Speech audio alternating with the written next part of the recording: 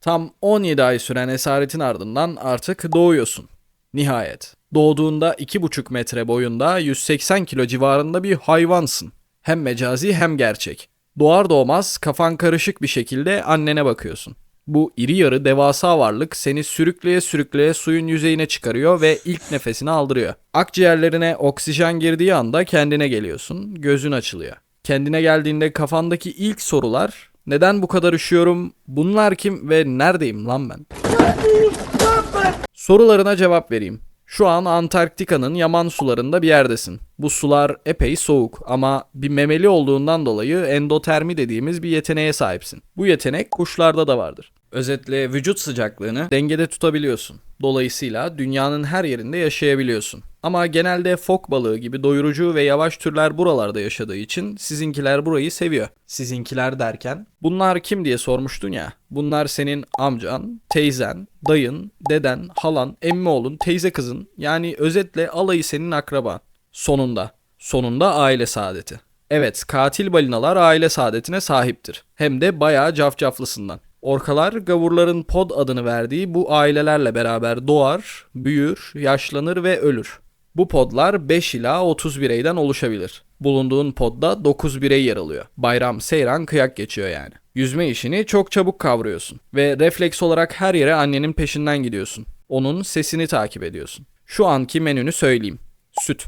Bu kadar. Uzun bir süre, yani yaklaşık 2 yıl boyunca yalnızca annenin sütüyle takılacaksın. Bu aşırı ama aşırı yağlı süt kütlene oranla epey de sağlam bir enerji sağlıyor. Dolayısıyla bu duruma okeysin. Günler keyfi keka, yediğin önünde yemediğin arkanda geçip gidiyor ve 2 yaşına geliyorsun. Bir gün sen yine annenin paçasında takılırken annen bir anda duraksıyor. Kafanı çevirdiğinde ufukta kendi halinde soytarılanmakta olan bir vatoz görüyorsun. Amcalarını falan bir takım teknikler icra ederken gördün ve izledin. Bir şeyler biliyorsun artık. Hızlıca yakınlaşıp vatoza kuyruğu vurduğun gibi vatoz yamuluyor zaten. Sonrasında da gidip afiyetle yiyorsunuz. Çocukluğunun en belirgin özelliği oyun oynamak. Meraklı bir yapın var ve sürekli yosunlarla, baloncuklarla ve kuzenlerinle oyun oynuyorsun. Avlanmayı, sosyal davranışları ve iletişimi sürüden öğreniyorsun.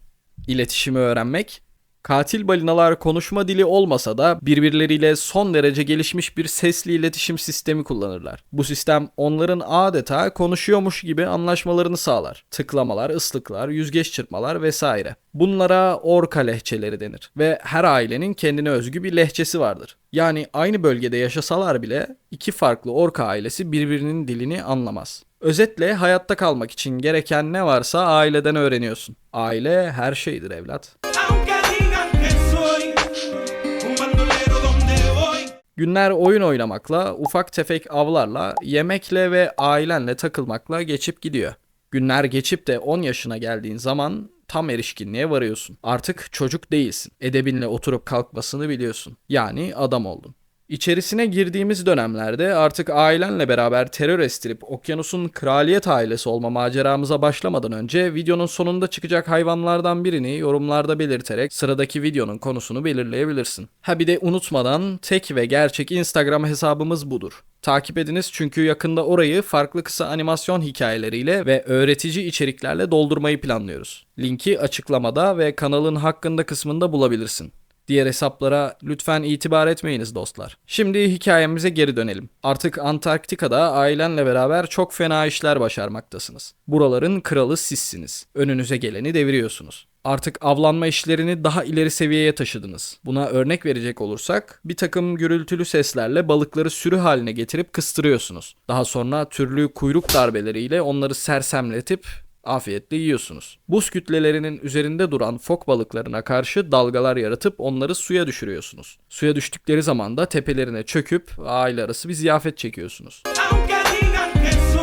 Balinalardaysa annesinin dikkatini dağıtarak yanından ayırdığınız yavrusunu üstünde yüzerek yüzeye çıkıp nefes almasını engellemek suretiyle nefessiz bırakıyorsunuz. Hayvancağız boğulup dibe batınca da gidip yiyorsunuz. Ne acayip stratejiler lan bunlar. Prime dönemi özelliklerin şu şekilde. Boyun 9 metre ve sırtındaki yüzgeç tam 2 metreye kadar çıkabiliyor. Yani sadece yüzgecin bir Michael Jordan kadar. Tam 10 tona yakın bir ağırlığın var. Bu 2,5 fil ediyor. Vücudun son derece kaslı ve kuvvetli bir yapıya sahip. Saatte 55 kilometre hızla yüzebiliyorsun. Dişlerin geçen videolarda bahsettiğimiz Spinosauruslar gibi konik bir yapıya sahip. Orada da bahsettiğimiz gibi bu durum kaygan avları daha rahat tutmanı sağlıyor. Ayrıca şunu da araya sıkıştırmak gerekirse İspanyol gavurlar adına balena asesina demiş. Hayır, bu bir brain rot mimi değil. Balena asesina İspanyolca'da balina katili demek. Diğer gavurlarsa bunu katil balina olarak çevirmiş ve bu dilimize böyle gelmiş. Yani aslında balina ailesine mensup değilsin.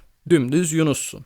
Yunus olman yine bir Donka klasiğini ortaya çıkaracak ki favorim olan özelliğin zekan. Az önce bahsettiğim avlanma stratejilerinden ve iletişim işlerinden zaten zeka mevzusunu çakmışsındır. Günler aile bayramları, hoş sohbetler, avlanmalar, yemek yemeler ve türlü işlerle geçiyor. Ve artık 15 yaşına geliyorsun. Bu dönemlerde amcalarının da sen ergenken sana verdiği bir takım öğütleri anlamaya başlıyorsun. İçinde oluşan enteresan bir hareketlilik var. Hareketlerin değişiyor. Daha az oyun, daha fazla gözlem. Daha az kuzen peşinde koşma, daha çok diğer podlardan gelen seslere kulak kesilme işleri başlıyor. Bu durumu annene danıştığında annen hemen içindeki hareketliliğin sebebini anlıyor ve diğer podlara görücüye çıkıyor. Annen senin için en uygun eş adayını bulmaya çalışırken sen de boş durmayıp Binder'da sağa sola kaydırmalar yapıyorsun. Sen tam sosyal medyadan ümidini kesmişken annen senin için bu Antarktika dilberini getiriyor. Onu görür görmez vuruluyorsun. Dostum, şunu unutma ki anneler her şeyin iyisini biler. Evet, biler. Ertesi gün çiçeği çikolatayı kapıp dünürlerinize istenmeye gidiyorsun. İstenmeye? Durum şu ki katil balinalarda istenen taraf erkekler olur. Çünkü 90 yaşına kadar yaşayabilen dişi katil balinalar yaşlandıklarında grubun lideri olacağı için 50 yaşına kadar yaşayabilen erkek katil balinalar dünya evine girileceği zamanlarda aile değiştiren taraf olurlar. Yani tam anlamıyla bir içgüveysilik söz konusu. Erkek isteme merasimi bittikten sonra annengil oradan ayrılıyor. Sen de yeni ailenle tanışmalara ve onların orka lehçelerini öğrenmeye başlıyorsun.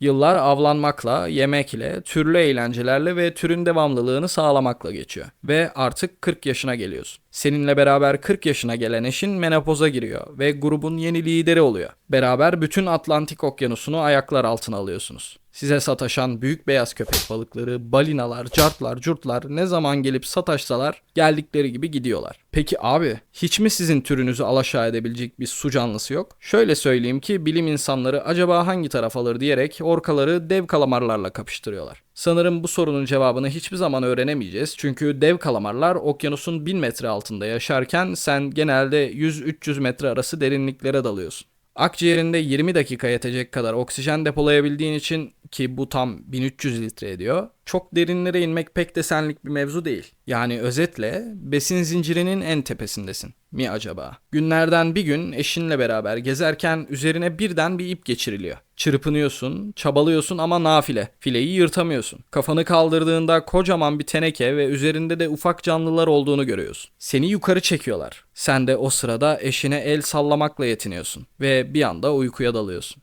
Gözlerini açtığında kendini yeniden suyun içinde filelerinden kurtulmuş bir şekilde buluyorsun. Kurtulduğunu düşünerek bir an önce yüzerek oradan uzaklaşmaya çalışıyorsun. Aniden fırlayıp oradan uzaklaşacakken kafan bir anda bir şeye çarpıyor.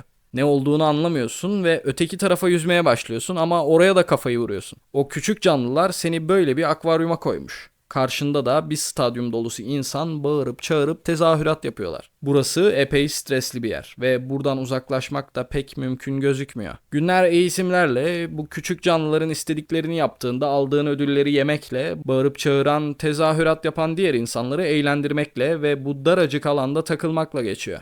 Artık 50 yaşındasın ve yaşlandığını gerçekten hissetmeye başladın. Bir gün sen yine insanları eğlendirmeye çalışırken artık pek de başarılı olmadığın gözüküyor. Hareketlerin yavaşladı, tavırların huysuzlaştı. Bu durumu fark eden insanlar artık seni izlerken keyif almadıkları için seni okyanusa geri bırakıyorlar. Artık eskisi gibi özgürsün. Yeniden soğuk denizlere, ait olduğun yerlere dönüyorsun. Burası ferah, özgür ve bereketli. Çocukluğunun geçtiği toprakları gezerken bir anda tanıdık bir tıkırdama duyuyorsun. Hem de çok tanıdık. Sese doğru hızla yüzüyorsun ve işte ailen ve eşin karşında. Onları görmeyeli çok uzun zaman olmuş. Sonunda aile saadeti.